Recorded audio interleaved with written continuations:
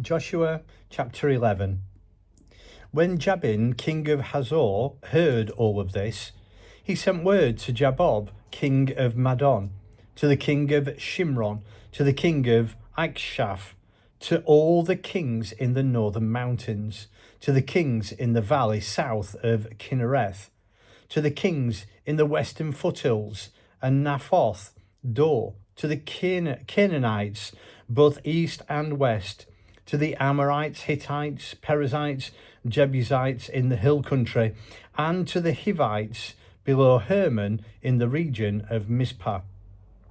They came out in full force, all their troops massed together, a huge army, in number like sand on an ocean beach, to say nothing of all the horses and chariots.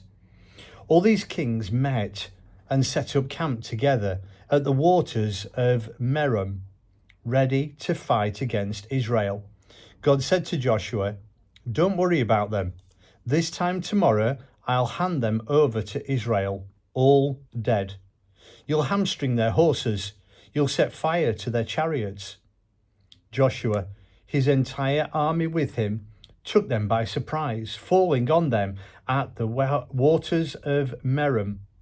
God gave them to Israel, who struck and chased them all the way to the Greater Sidon, to Misrephoth Maim, and then to the Valley of Mizpah on the east. No survivors. Joshua treated them following God's instructions. He hamstrung their horses. He burned up their chariots. Then Joshua came back and took Hazor, killing its king. Early on, Hazor had been head of all these kingdoms. They killed every person there, carrying out the holy curse. Not a breath of life left anywhere. Then he burned down Hazor. Joshua captured and massacred all the royal towns with their kings, the holy curse commanded by Moses, the servant of God. But Israel didn't burn the cities there that were on the mounds, except for Hazor. Joshua did burn down Hazor. The people of Israel plundered all the loot, including the cattle, from these towns for themselves, but they killed the people. Total destruction. They left nothing human that breathed. Just as God commanded his servant Moses, so Moses commanded Joshua, and Joshua did it. He didn't leave incomplete one thing that God had commanded Moses. Joshua took the whole country, the mountains, the southern desert, all of Goshen, the foothills, the valley, the Arabah, and the Israel mountains, and their foothills from Mount Halak, which towers over the region of Seir, all the way to Baal Gad in the Valley of Lebanon, in the shadows of Mount Hermon. He captured their kings and then killed them. Joshua fought against these kings for a long time. Not one town made peace with the people of Israel, with the one exception of the Hivites who lived in Gibeon.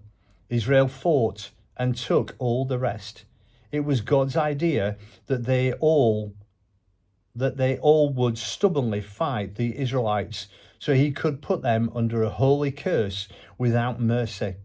That way, he could destroy them just as God commanded Moses. Joshua came out at that time also to root out the Anakim from the hills, from Hebron, from Debir, from Anab, from the mountains of Judah, from the mountains of Israel. Joshua carried out the holy curse on them and their cities. No Anakim were left in the people of Israel, except in Gaza, Gath, Ashdod. There were a few left there. Joshua took the whole region. He did everything that God had told Moses. Then he parceled it out as an inheritance to Israel, according to their tribes. And Israel had rest from war.